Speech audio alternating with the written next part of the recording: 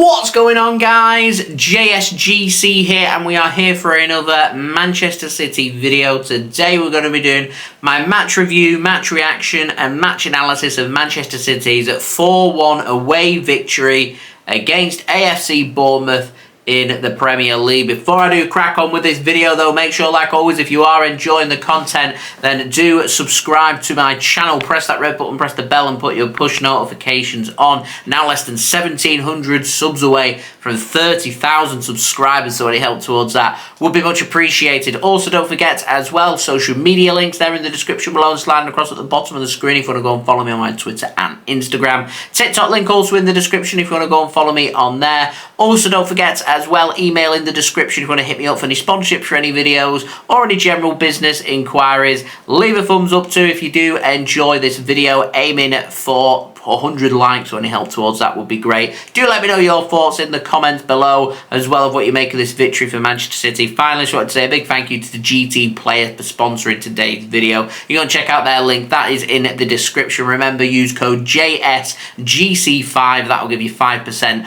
off the products on the GT Player website. Thank you very much to GT Player for sending me this limited edition Manchester City chair as well. So let's crack on with this video and let's speak first about the big talking points, which started off was Man City's team lineup, and it very much looked like Man City starting with two strikers. And actually, Man City, how open this game was, looked very good with two strikers. Now, I'm not too sure Man City's way forward is starting two strikers game after game after game. It worked really well here because Man City were allowed the space. If we went up against a team that weren't willing to give us any space and were sitting tight, then Man City's best ability as playing a second forward does kind of take the width away from the team at times, and it does leave the team a little bit more suspect defensively as well. That might be something for City to aim towards, but if there's going to be a team that's willing to open up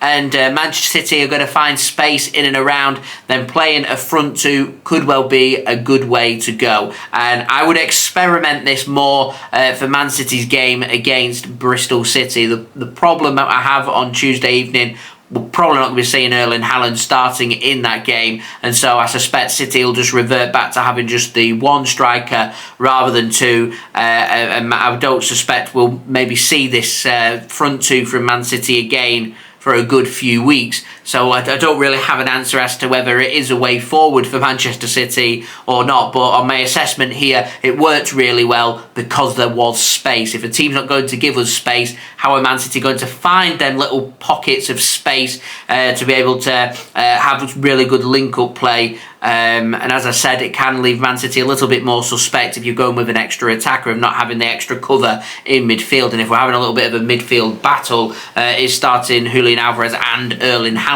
the way to go, rather than having the extra midfielder. And obviously Kevin De Bruyne being one of the players to miss out for Manchester City today as well. But for this game, worked absolutely fine and worked like a treat, and was brilliant, as I said, because there was space there for Manchester City. Another big call, Bernardo Silva on the bench, Rico Lewis coming in to play that inverted wing-back role for Manchester City instead. So we saw Rico Lewis sitting alongside Rodri. Man City giving the nod with no Aymeric Laporte, with Nathan Ake instead. Kevin De Bruyne hasn't been feeling too great and has now made his return back to the City first team squad. He made the bench for this game and could be good to go for that game against Bristol City on Tuesday evening.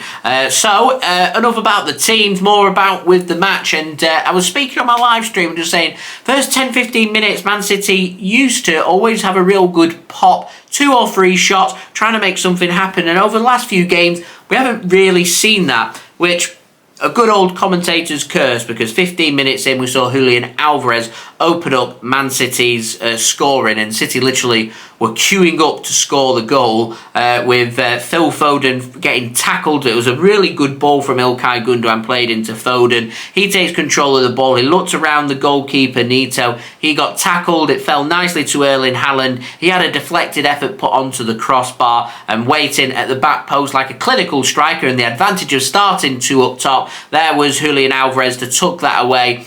with space into the roof of the net, a good finish and just the perfect start City were looking for. First 15 minutes, the first phase of the game, finding that all-important opening goal for Manchester City, and then City built on that. And one thing we never got against Nottingham Forest was Manchester City getting that killer 2-goal cushion, and we managed to get that, and it was Erling Haaland back in amongst the goals for Manchester City, stabbing home from a ball that was played across to Phil Foden. It hit his shin, worked his way across to Erling Haaland from a tight angle, puts it into the back of the net, doubled Manchester City's lead, kind of killed away the game. Bournemouth were having a really good pop at Manchester City, so they weren't completely ruled out of the game. But when Manchester City score first and they get that all-important killer 2-goal cushion, City are a very difficult team to be able to stop from there. And the one thing I think Man City have been looking for the dream first half will be having 3 goals, 3 points, and this game done and dusted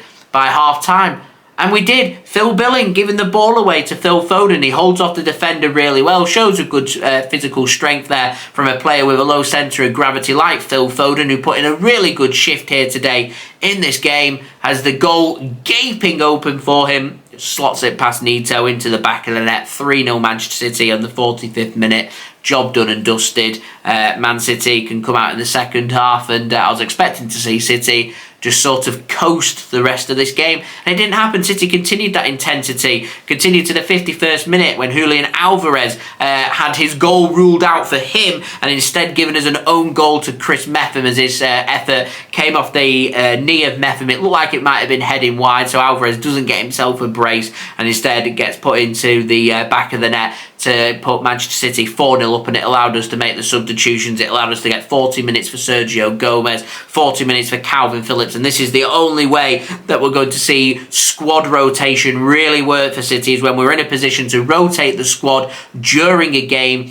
Do it. It's pointless putting Kalvin Phillips on for 3 minutes. 3 minutes isn't going to do anything. 40 minutes under his belt and starting the next game against Bristol City will do him the world of good. And it means now, with Sergio Gomez and Kalvin Phillips getting 40 minutes under their belt here, they're not going to look as rusty against Bristol City, or certainly I won't be expecting that, and I am expecting both them players to be starting in this game. It was also good with Erling Haaland coming off to see Maximo Perrone make his Manchester City competitive debut today, and also make his Premier League debut for City too, so well done to him. The only downside I have to this performance from Manchester City, which was a fantastic performance overall, was we conceded a goal. Man City just don't seem to be able to keep hold of clean sheets, and they just look like every game at some point we will concede, and today unfortunately that run does continue, and I feel really sorry for Ederson because he just didn't do anything wrong. He made the saves when he needed to. Man City just couldn't clear their lines on Bournemouth's goal in the 83rd minute. Ruben Dias got his toe onto it, but it wasn't enough with Bournemouth. And it's just fair credit to Bournemouth. This shows how well they played. They committed men forward. They went with a back 5, a midfield 4. I was expecting them to park the bus, to have no space. They didn't. They sent men forward. They looked to try and play football,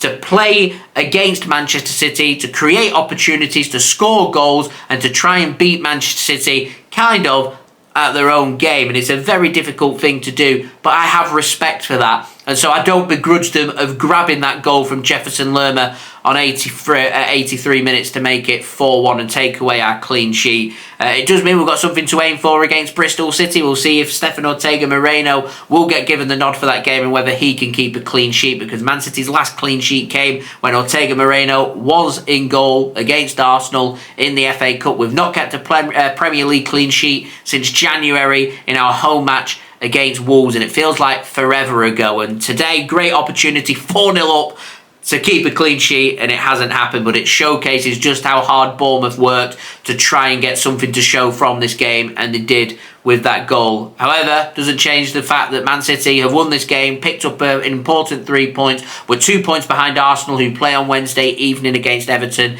in their game in hand. Hopefully we can get a favour off Everton, and then we can be just one good result away from Arsenal. We'll see if we get a favour. If not, worst case scenario, we're 5 points behind Arsenal. We've still got to play Arsenal again this season. There's lots of games to go here in the Premier League. If Man City can put a run together and end up winning every game between now and the end of the season, then that's going to take us on to 94 points, and 94 points will win the Premier League. City need a run of form. Need to get past this, win 2 or 3 games and then stop and then drop points. We need a run 5, 6, 7 consecutive games and go from there. Hopefully, this is the start of that.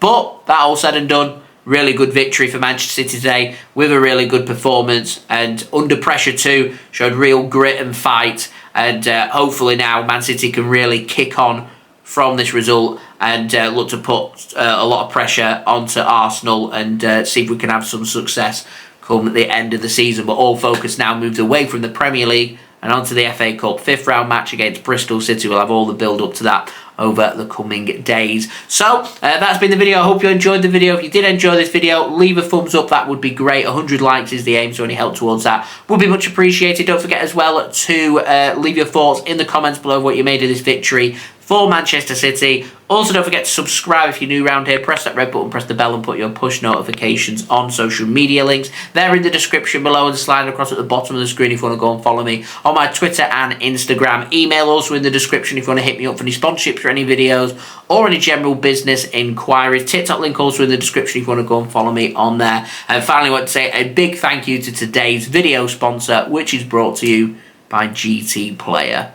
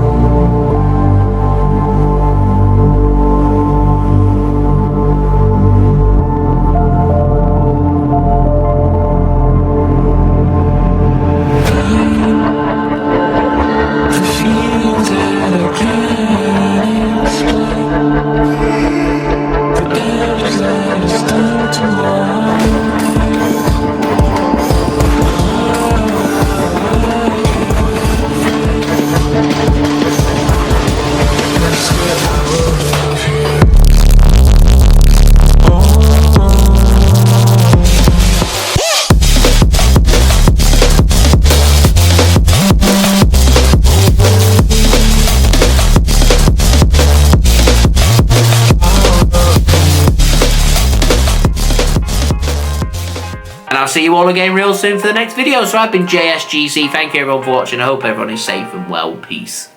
Ciao for now.